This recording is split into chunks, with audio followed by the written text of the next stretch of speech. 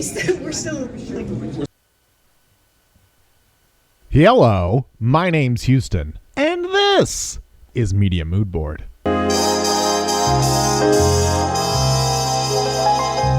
Yes, my name's Houston, and this is Media Mood Board, a weekly show about hyper-specific entertainment lists. This month marks the second month which I have been subscribed to Desert Island Comics' mystery mail subscription service, which every month you get a blind box of independent comics. So in today's Media Mood Board, I'm going to unbox this month's and then talk a little bit about the selections that we got last month. This is only my second box from the subscription service, and I don't know if it'll be as curated every time, but in February, it allowed for an interesting deep dive into the micropublisher 2dcloud, which was mired in controversy in 2017. I'll be taking this as an opportunity to kind of explore not only the work that I was given last month, but 2dcloud as a publisher. So stick around for that internet drama. But let's get to the unboxing. Okay, really interesting. Give me a second. Sorry, I cooked some chicken for lunch and my cats pulled it off the counter and started eating it. One really fun thing about the mystery mail service is it's a flat fee every month. You don't know what you're getting, obviously, but you even don't know how many of something you're getting. This month, I only got 2. And one's much larger and the other one's kind of a newspapery zine. And last month, I got 3 of about the same size and then a mini. Anyways, let's look at this month's. We'll go with the bigger one first. Okay, so the first one we got here, this is really cool. We didn't get any manga last time. This is Gajo Sakamoto's pre-war strips. On the back here, it says the official title is Tankuro, Pre-War Works by Gajo Sakamoto. So this looks like a Japanese superhero comic that was written pre-World War II. The cover to me looked like a Chris Ware piece, and the back confirms it. Really nice packaging on this. The colors look like it's just black, white, and red. Ooh, this looks so fun. I wasn't sure if with strips if it would be kind of a newspaper style or not, kind of like a four panel, but it looks like it's a full story. Oh my gosh. Oh, I'm super excited. This looks really fun. And now the newspapery zine. Okay, this actually, depending on who's in here, this might actually be relevant to what we're going to be talking about in the reviews for the other one. Okay, I don't see her name in here. This is an issue of Smoke Signal, which is Desert Island's zine. It's an anthology. It's a collection of comic artists. I'm not sure if it's on a one theme or anything like that, but just a lot of interesting looking work. I love this newspaper format. I think this will be really tactile and fun to read. What do you think, Crosley? Not interested. Formats like this are always so fun because there's so many artists that get to do something and just get one idea out there. Both super exciting and both so different from what we saw in February. Talking about the curation of it, I think there is some interesting conversation that both of these are having. They're obviously both collections of comics. One is a single artist, the other one is a collection of artists. One is historical, one is very modern. So next month when I open the next subscription box, I will go over my thoughts on these and the history behind them and thoughts about maybe why they were put together. Even if they don't put these together with any sort of rhyme or reason, I'm making it my job to make that thread happen. Okay, with this month's out of the way, let's move on to February's comics. So in last month's blind box, there are 4 comics. 3 of them were from micropublisher 2dcloud, which was mired in like a cancellation controversy in 2017. And then one of them was a mini comic, which was kind of a teaser for a comic that's going to be coming out this year. Unrelated, or at least I couldn't find a relation. I'll just touch on that one first. This is an excerpt from Kristof by Schubert, which is set to be released by Anthology Editions in 2025. Based on this preview, the vibe of it is a clinically illustrated sci-fi that takes place in a hospital that's midway between a liminal space and purgatory. A little bit of like Cronenberg-y vibes to me as far as those kind of in-between spaces that are stark and you feel like something weird is going on. If that sounds like something you dig, please look into Kristof by Schubert, set to be released next year. Okay, on to the meaty bit of this. I'm not going to reveal what the other comics are. I'll talk about those as they come up. And like I said, I don't know if this is an authored experience by Desert Island or if, because this is an indie publisher anyways, they're expecting me to already know about 2dcloud, which I didn't before this. A disclaimer up top. This is a story of internet drama. This is a story about somebody being canceled in a tight-knit community. This touches on sexual assault. Like so many things that happen in tight-knit, insulated communities, there's not much official documentation about this. What makes this even more difficult is that the majority of the primary sources in piecing together this story have been scrubbed from the internet. Many forums that I've seen discussing it joke about how muddy the whole story is and how a lot of things people don't know exactly the order of events or what happened. So what I've done my best to do here, I've scoured forums, blog posts. I've done a lot of digging in the Wayback Machine to look at archived web pages to try and reconstruct this story to the best of my ability. If you happen to be watching this and you're someone who witnessed it in real time or have more information, or if I get any of this wrong, please feel free to correct me in the comments. Let's get into it.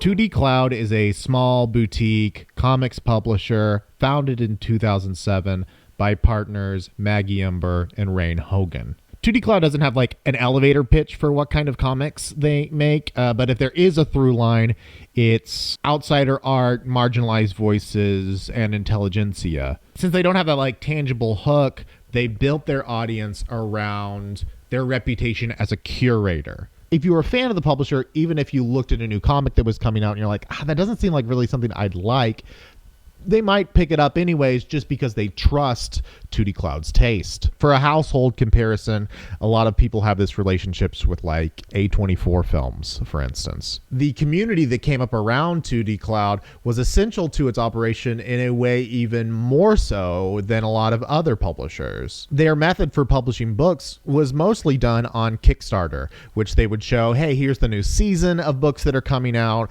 and then the money that they would get from that Kickstarter would in part help fund paying the artists and publishing the books, etc., etc. While Rain was the public figurehead and kind of seen as the creative genius or mind, his co-founder and then wife Maggie was actually the person that was making sure that everything ran behind the scenes. In a now deleted Medium article by her, Getting Divorced in Comics, she gives a pretty a specific and vivid description of what her life looked like while she was working at the publisher. And spoiler for things to come, this is about as specific and concrete as some of this stuff gets in the story. From the article, I saved up money for our honeymoon, and then I used it to pay off debts for the printing costs of 2dcloud's first graphic novel, Yearbooks, instead. I took out a loan on my retirement to help keep the company going. I accepted moving into my mom's house when our company debts grew too large and we could no longer afford to pay rent. I did 3 years worth of bookkeeping for 2 companies, Second Cloud and Autopic Festival, in 1 year so we could file our taxes that had been neglected when I wasn't as involved. I gave money out of every paycheck. I went without vacations for many years so all of our time could be spent traveling to comic conventions. I lived without savings. I kept a day job. Worked 20 to 80 hours a week at 2dcloud while I ran my own freelance art business. Within a year of that article being posted, 2dcloud would witness a reckoning that would nearly collapse their entire business. Even months before its abrupt decline, it was still outputting work that was seen as influential in the circles that it ran in. Paola's Virus Tropical from 2016 and Morgan Vogel's The Necrophilic Landscape from 2015, both included in February's blind box, act as a primer to 2dcloud's sense of self. Virus Tropical is an autobiographical comic from Colombian Ecuadorian cartoonist Paola. Through confessional, diary-like writing and a traditional narrative form, she tells a slice-of-life story about growing up with her 3 sisters in Colombia in the 80s. Originally written and published in 2011, it was translated and published into English by 2dcloud in 2016. The book feels extremely personal, like a bar conversation near the end of the night. The line work is youthful and makes an unspoken case for the truthfulness and vulnerability of Virus Tropical's unpretentious panels and structure. The comic is broken up into chapters representing phases of her life, and at one of these chapter breaks, she has an illustration of herself looking out from the page, waving towards the viewer. Mariana and Marcela Rosales, if you read this, I want you to know that I would love to get in touch with you again.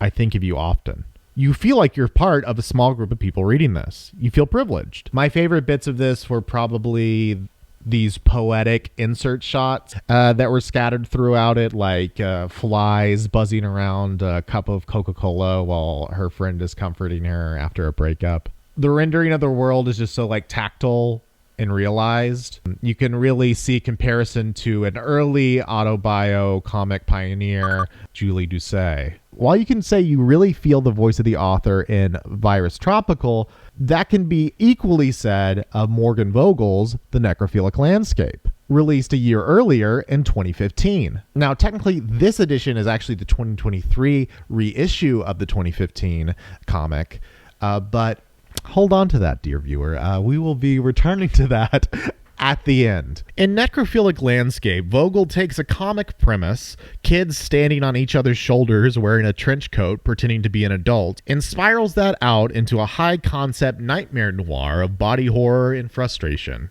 In the world of the Necrophilic Landscape, there are two classes of humans, children and adults. The adult world is plagued by child gangs committing crime. Children stand on each other's shoulders in trench coats to infiltrate the government. The problem is so pervasive that all children are sent to colonies from birth to avoid the problem. We follow a no-nonsense adult detective named Lucas Barrett, who specializes in child gang activity. When it's discovered that the children might be creating a homunculus to infiltrate the world of the adults, Detective Barrett reverse engineers the children's tactics and undergoes a procedure to cut himself in half at the waist in order to go undercover into one of the child colonies. Both halves of his body are fully sentient and work together to traverse the foreign society and get to the bottom of the children's operation. In contrast to the vulnerable and approachable Virus Tropical, the Necrophilic Landscape feels contraband and dense. The title itself is the first thing you notice. Obviously, it's enough to raise eyebrows and feels kind of edgelordish, but I do think it's less cringy when contextualized with Vogel's other artistic interests. Vogel was a noise musician, and on top of that, she was deeply inspired by the ethos behind a lot of black metal music. In a Comix Journal article, a friend of Vogel's recounts how Vogel was really inspired by this black metal band, Idjarn, and their, quote, commitment to a process of reduction, to a ritual obsessively removing adornment and creating a raw, pure artifact. I think it's useful to view Necrophilic Landscape through this idea of a raw, pure artifact, and as a piece of black metal. Even the process of image gathering for the comic itself is very like raw and stripped back. It was originally published just online, and then the website that hosted it is no longer active at the time of its publication. Vogel had no originals left, no original scans. So what one of the founders of 2dcloud, Rain, did is he took all that they had left, which was these low resolution web images, up-res them, and then made them in stark black and white so they could be printable, and then kind of shuffled some stuff around to make it fit on a page.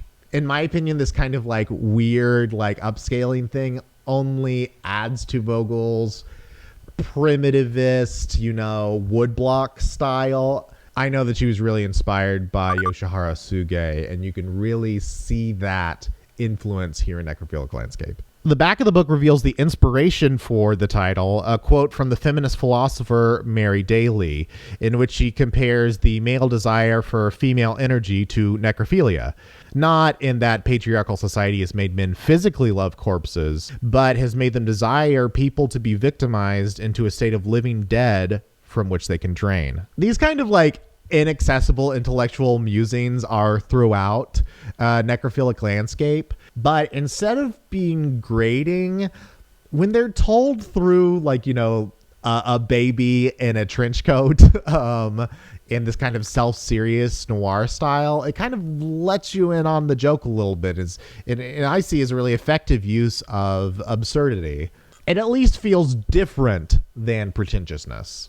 It feels restless and desperate and, yeah, absurd. I feel like I've had nightmares produced by the same studio that the world of the Necrophilic Landscape takes place in.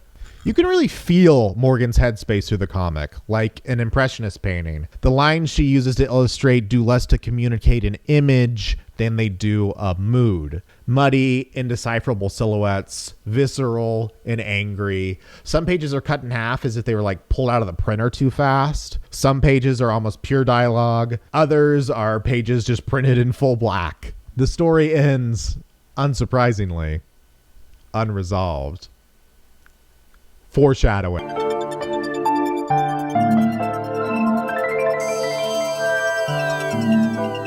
In November of 2017, 2 years after Necrophilic Landscape and 1 year after Virus Tropical, 2dcloud made a statement on Twitter cutting ties with an artist they were working with called Andrew Bruckholder, who was accused of sexual assault. 2dcloud was set to publish a book of his, but felt that it was no longer moral to do so. So obviously, as we talked about earlier, their financial situation was always kind of precarious.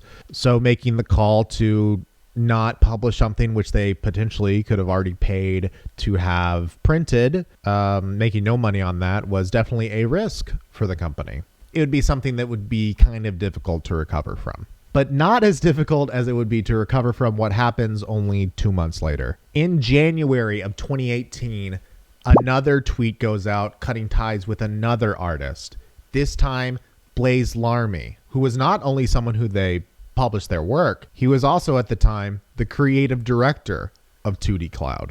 Larmee plays a big role in the rest of this, so I want to take some time to kind of illustrate who he is, or at least who the character he plays is. And I think the best way to introduce you to Larmee is actually through a different comic artist, Adrian Tomine. In 2020, Tomine released an autobio comic called The Loneliness of the Long-Distance Cartoonist. It chronicled his experiences within the comics community and also won him some Eisners. Larmee actually appears in this comic. He is a question asker at a Q&A that Tomine is a part of. Tomine stands at a podium, microphone in front of him, and he's wrapping up the Q&A. From the audience, Larmee stands up. Yeah, hi. This might be more about semantics than about your work per se, but I noticed that you refer to your books as graphic novels. Tomine starts to respond to the question. Well, that's really more of a marketing thing, and then Larmee interrupts him. Sorry, let me get to my question. Given that novel is a derivative of the old French word nouvelle, I'm wondering if you could point to any part of your work that could be objectively described as new. The crowd starts laughing at this and kind of like responds, and Adrian's trying to keep control of it. So, oh geez. Well, and then Larmee cuts in again and says, because from my standpoint, everything in your oeuvre has been more or less done before. And I don't mean that as a critique in any way. I'm just honestly curious. I've definitely met Larmees in my life. I've definitely been to some house parties with some. The persona that he gives off is one of, like a fine arts kid bred by the detached cynicism of the Harmony Korine aughts. He embraced the performance artistry he was able to use as an artist, both online and in person, whether as a joke or not, to present himself as kind of a street smart intellectual. In interviews, he would brag about how his breakout book was not done for any artistic merit, but instead was done because he just wanted to get the grant money and figured he knew how to do it. He says he was inspired by this 60s French novella, which was published sarcastically in order to make money. This type of character would probably show up on Lena Dunham's Girls. His most controversial book by far was the 2dcloud published 3 books, released the same year as the Necrophilic Landscape. 3 books was a short story collection, each story telling a different story of the author, Blaise's life. They were mostly about thinking deep thoughts and having sex with fans. The first short story is just kind of this watercolory illustration of him having sex multiple times with this one fan. The second story is about Larmee having cyber sex with a different fan on her 18th birthday. And that is told through pictures of the Apple monitor showing clips from the purported session, which he's written poetry over the top of. And the third story is presented as just a catalog of fine art paintings, kind of displaying that this character in the story has made it big in the art world. Larmee is definitely interested in form. That's something he's a real big fan of. If I was to stereotype, I'd say he's a big Jean-Luc Godard guy as well. Now, there is interesting stuff going on in 3 books. The first story is in watercolor, and basically the format is you'll see the clear picture on one side, and then the back of the page you just see the wash like soaked through. So it provides this different kind of more dreamlike image or an after image. The second one is obviously like photo collage, and then the third one is even playing with like just like what a short story can look like. And then even the binding of the book is something that he was playful with as far as form. The title itself is a quote-unquote joke in a Larmee style. It's called 3 books, but when you open it up, the cover doesn't attach to the binding, and you can see it kind of, I'll put a picture up here, but you can see that it's all one book. That's a joke. The intro to the book is this critical essay by a scholar, which Larmee later revealed was just him taking some scholar's name and writing a negative review of his book just because he thought it'd be funny. A real negative review of 3 books on the Comix Journal reads like this. Larmee comes off like a message board troll, raving about things and exhibiting no real knowledge, but giving off enough of an air of authority the people in the basement fest subculture of comics might just believe him. Lowest common denominator, smart culture. Now, 3 books was released a couple years before this controversy happened. But now that we got a good idea of the types of art that Larmee was interested in creating and his persona, let's hop forward back into the story. So not even 2 weeks, just 12 days after that initial tweet saying, hey, we're cutting ties with Larmee, 2dcloud then follows up with a more in-depth blog post on Medium, outlining more concretely the steps that they're taking after Larmee is ousted. 2 nights ago, we were provoked on Twitter regarding these statements. We ended up announcing some things we were still working out. It was our plan to handle this better. We apologize. The co-founder, Rain, was stepping down from his position, and Maggie was coming back in to help. There's also a lot of other restructuring going on. They then pledged to donate 10% of the profits of anything that they sold that was Larmee's or Burkholder's. And moving forward, they promised to commit to publishing more works from marginalized folks. A little bit of a muddy detail here concerns the next bullet point. They make a point of here apologizing for 3 books and promising to destroy all copies that they have. The muddy part of this is how many people were asking for this. Some of the blogs and forums that I looked at seemed surprised by this happening, and as if it was an overreaction that nobody was asking for. But there's not enough evidence to show if this is something that a lot of people were calling for on Twitter, or if this was something they felt was just right to do. And they said, you know what, we're even going to go this further step to show how committed we are. So they apologized for 3 books. They apologized to any harm that came to any victims of Larmee's and kind of into the posts there. Then the company goes in a tailspin. They were a publisher that everything was built around community. That's the only way they got things funded. Even through their Kickstarter, they were obviously still kind of struggling. Now that trust, at a minimum, is put under question. There was a complete restructuring of the company. They both made a commitment to get rid of existing stock, as well as, well, not stopping to publish the books by Predators, but that they would donate a percentage of the profit. And they promised not to promote that work. All this shows kind of where they were financially that they were making these decisions. So an interesting choice that they made right before this was happening, they were getting ready to publish Blaise Larmee's newest book, and they went through with it, even with all the controversy. Blaise Larmee's 2001.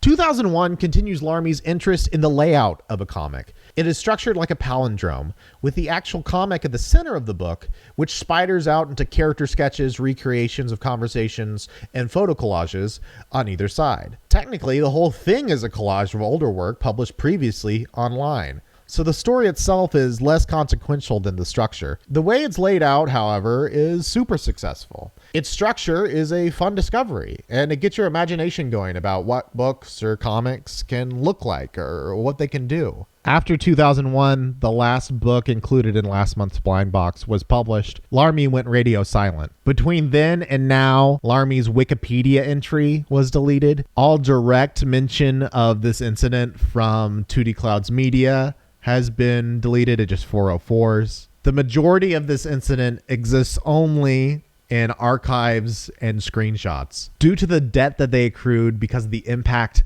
of the events, they started not being able to pay their talent on time. They gained a reputation for not paying artists. It's pervasive enough that as recently as 2023, Rain has gone on his Substack to defend against these allegations, saying that they had paid out 80% of what they owed artists, and they were dedicated to making sure the final 20% was paid. Over the next few years, they had a lot of clearance sales, so it was looking pretty grim. Until 2023.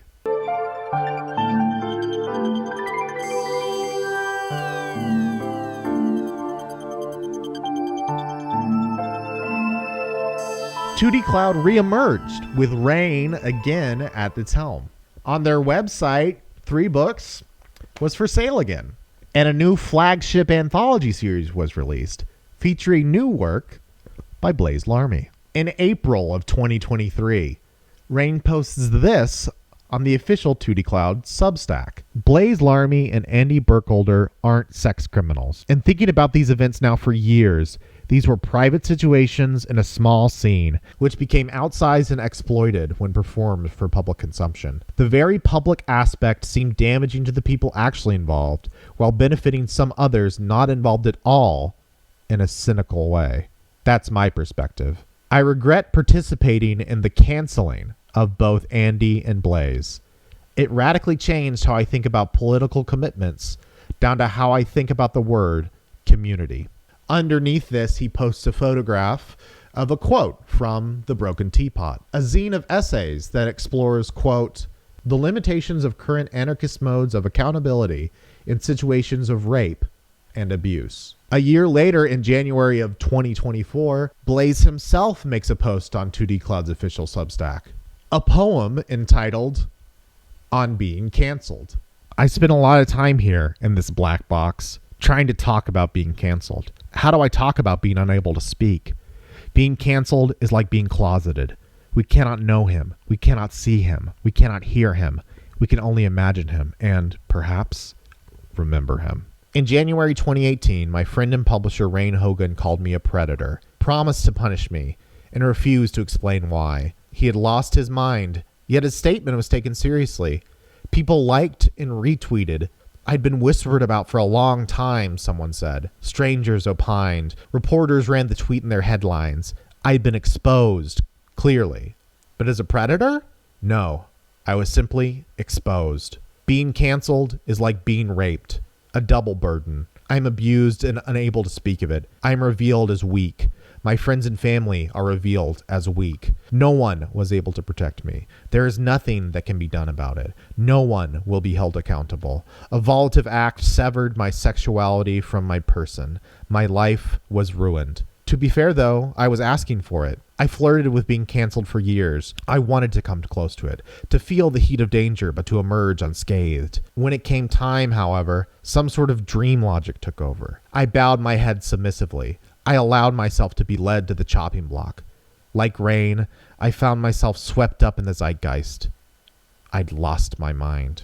Larmee has always been interested in provocation and has explored that through his persona. His comparison of being canceled to being raped, or the experiences of growing up closeted, those comparisons come off as offensive in ways that aren't productive. Despite if you think he's a good storyteller or not, Larmee is someone who's interested in storytelling. It's spiritually troubling, this lack of language that we have around things like public shaming and cancellation. How many times have we seen public figures, especially in entertainment, get canceled and then become something that we never expected them to be? to follow ideologies and cater to crowds we never expected them to. A common argument is that they were always that way. It was just behind closed doors. But I wonder if we had better language or better stories, if we can help people through the isolation of, quote, losing your mind.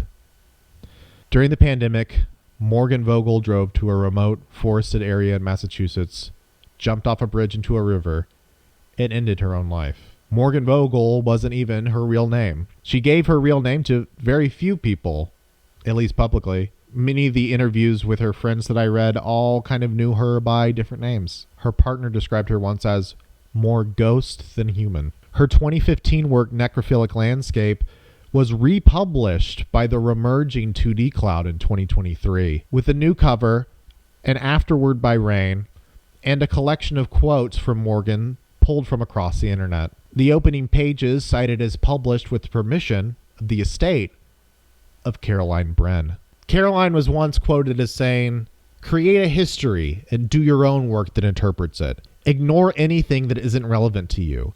Don't play a character or have an artistic brand or persona. Don't pander to anything you feel distaste for, especially on the internet. If you're doing stuff that's specific to the internet, you should avoid putting your name on it." I wonder what she would think about being republished by 2dcloud in its current state. That being said, she didn't put her name on the Necrophilic Landscape either. Even before its 2015 publication under Morgan Vogel, it was titled The Prickless Man and was credited to the author Tracy Ock. I want to end this with a final anecdote taken from the comic journal retrospective/obituary on Morgan Vogel. This is a story relayed from a friend and fellow artist about an experience they shared together at a comic convention. We sat and watched Dunja Jankovic, Austin English, and Frank Santoro talk about formalism in comics. When Frank stood up and began to hold court about the golden section and the specific layout philosophies, Morgan buried her head in her lap and muttered, "What is this? Eugenics?" Of course, Frank wasn't preaching anything nefarious, but in that moment, Caroline was actually despairing because comics were her main outlet, and being uniquely sensitive and frustrated, seeing anyone lay theory onto it made her push her head between her knees. But let it be known, instead of digging a deeper hole, she went home and drew an awesome comic about the experience, which ended up in Smoke Signal. Not this one, but another one of the issues. A figure sits holding a bottle of water, sitting at a table. A block of text behind them references artistic theory. Thank you. Now to introduce our next panelist. The creature stands up. He stands next to a Venn diagram. Well, this image here represents the natural harmony of nature. As you can see, both circles are the same size. Now, when the circles are balanced, this represents the highest standard of transcendent beauty. This applies to us humans. As the body approaches a perfect alignment like so, this indicates a noble disposition. This, on the other hand, is the criminal human phenotype. The circles are out of alignment. Such a human being would be at best resuited for a subordinate position in society, such as manual labor, and then we zoom out as everything's dark. The creature faints. The crowd calls out, "He's falling! Now only laughter can save him." As we see the creature dead on the ground with X's for eyes, Caroline herself stares out at the audience. But will it be that profane and triumphant laughter that both derides and revives? Or the laughter of cynicism, which only annihilates? This is a load of barnacles. I heard that! Thank you so much for watching. If you liked what you saw here, you can follow us on Letterboxd or Goodreads or just here. I'll be back next week with another hyper-specific entertainment list. My name's Houston. This is Media Mood Board. Bye.